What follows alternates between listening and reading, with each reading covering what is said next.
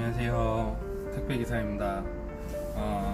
오늘은 저번 영상에서 올린 것처럼 택배 기사를 할 때 준비해야 되는 것들이랑 이제 택배기사를 하기 위해서 진입할 때 최적화된 루트에 대해서 정보 좀 공유하려고 해요.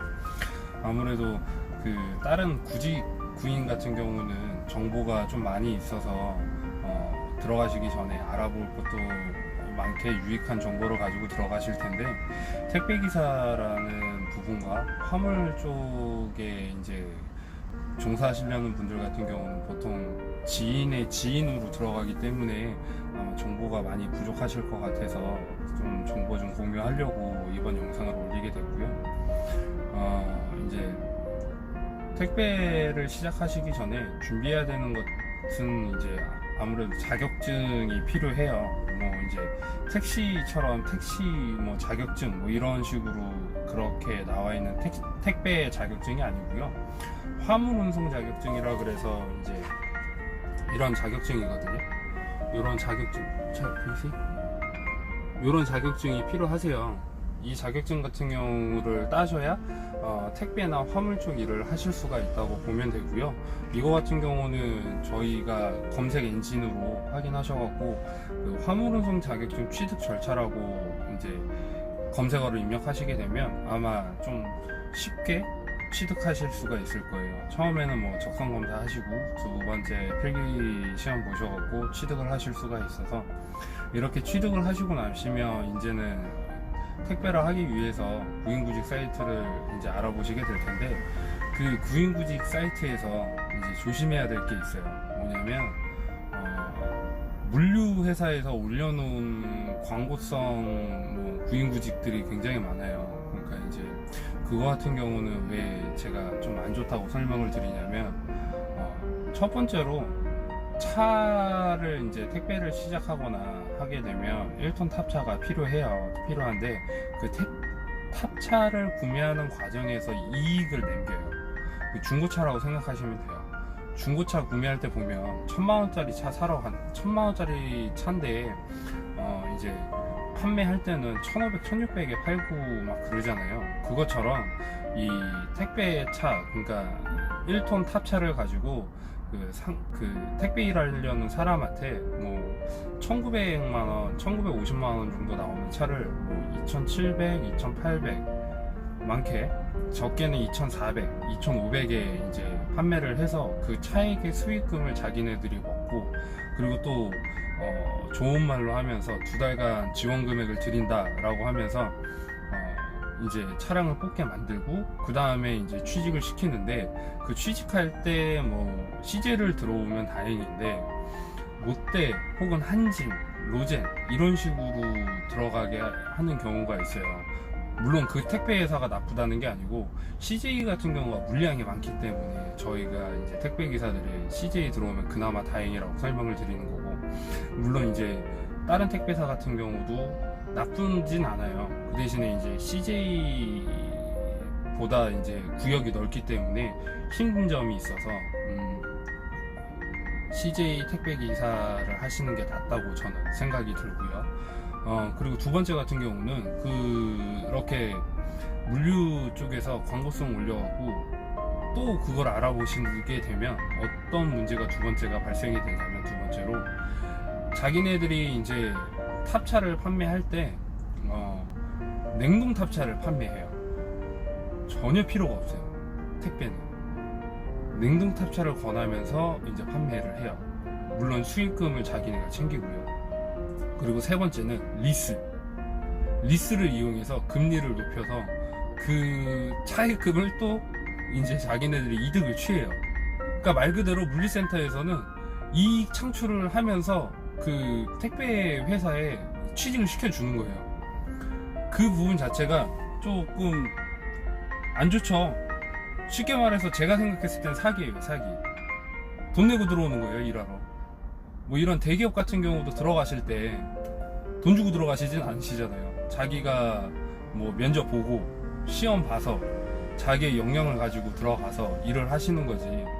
뭐 돈 주고 들어가시진 않으시잖아요. 심지어 대기업 같은 경우 들어가실 때도, 중소기업도 마찬가지지만 이 택배 기사 들어오면서 거의 한 반의 반은 그냥 돈 내고 들어오시는 분들이 많아요.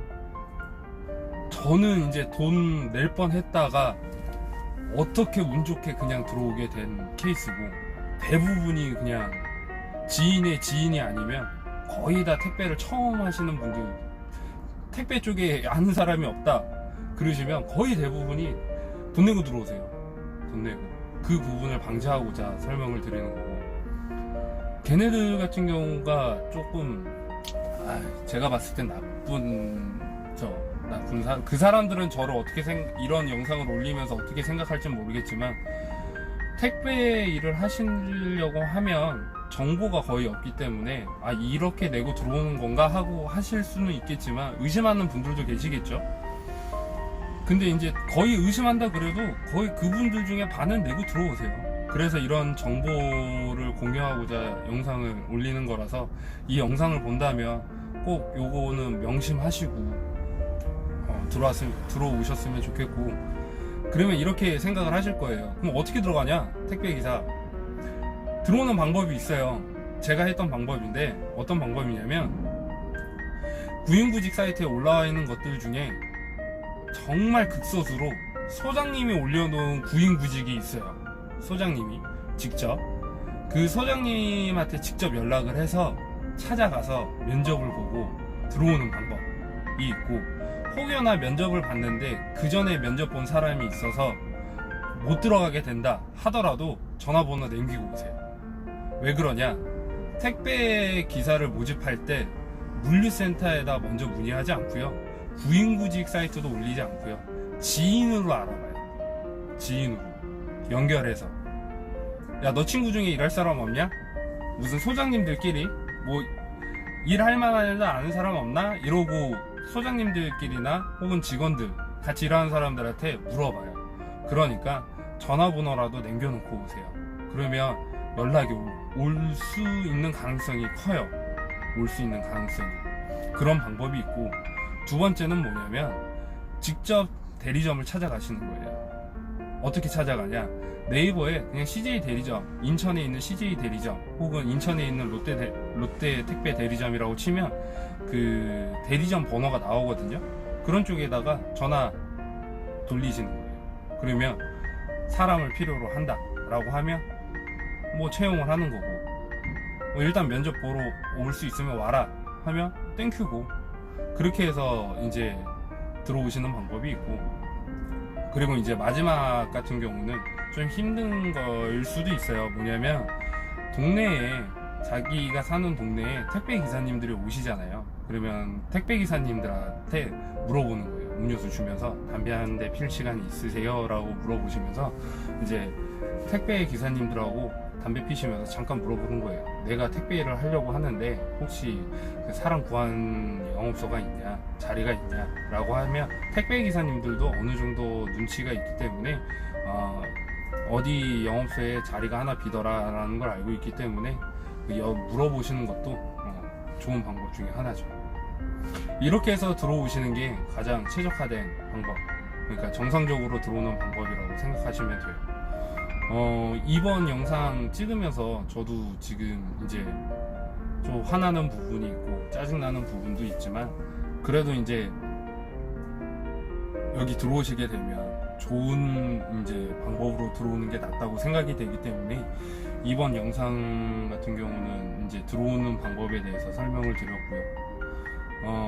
마지막으로 끝으로 제가 잠깐 말씀을 드리자면, 택배 기사들 인터넷을 보시게 되면 고수익이라고 말하는 이제 뉴스나 이런 게 많잖아요. 근데 솔직히 100% 기사님이 그렇게 많진 않아요. 100% 기사님들이. 왜 그러냐면, 이 택배 일이 편차가 심해요. 어떤 편차냐면, 물량 차이가 좀 심한 경우도 크고, 그리고 자기 원래 배송량에 플러스 알파가 되는 거래처에서 물건 갖고 오냐 안 갖고 오냐의 차이도 커요. 그러다 보니까 그 소위 말해서 고수익을 하고 있는 기사님들이 있고, 고수익에 못 미치는 기사님들도 있어요. 고수익이라 그래서 저희가 인터넷에 나와 있는 그 정도의 월급 수준이 됐거나 아니면 그 정도 근사치까지 가려면 최소한 한 6개월에서 1년은 일을 하셔야 그 정도 근사치 혹은 인터넷에 올라와 있는 그 정도 금액을 버실 수가 있어요. 장점이긴 하죠. 짧은 기간이라고 볼 수가 있고 일반 직장인 대비해서 짧은 기간이라고 얘기할 수는 있겠지만 어떻게 보면 택배 쪽에서는 좀 어느 정도 시간이라고 생각하셔야 돼요. 긴 시간이라고 생각하셔야 되는 게 체력이 뒷받침돼야 되고 기억력도 좋아야 되고, 기억력이 왜 좋아야 되냐면 이 고객님은 물건을 어디다 놔야 되는지까지 꿰고 있어야 되니까요. 혹은 내가 물건을 갖다 놨는데 다른 집에다 갖다 놨어요. 근데 그것도 어느 정도는 기억하고 있어야 되기 때문에 기억력도 어느 정도는 필요해요. 기억력도. 저 같은 경우도 간혹 가다가 뭐 1동 502호에다 놔야 되는데 2동 502호에다 두고 기억을 하고 혹시 2동 502호 아니세요? 라고 물어봤을 때 전사는 송장 확인하니까 1동 502호였을 경우에는 저도 이제 간혹가다 실수하는 부분이라서 그건 어쩔 수가 없지만 그래도 이제 기억을 해서 찾을 수가 있으니까 못 찾으면은 이제 기사가 이제 사고 처리라 그래서 기사가 부담을 해야 돼요. 그러니까 기억을 좀만 하고 좀만 조심성 있게 배송만 한다 그러면 배송할 때 마이너스는 생기진 않으니까 중요한 부분이죠. 중요한 부분. 그리고 이제 어떻게 하다 보니까 두 번째 영상까지 올리게 됐는데 열심히 정보 공유라든지 택배 기사의 직종에 대해서 정보 공유하고 필요한 거에 대해서 이제 댓글 남겨주시면 그런 이제 영상 정보 쪽으로 영상을 올리려고 노력을 할 테니까 많이 봐주셨으면 감사해요. 감사합니다.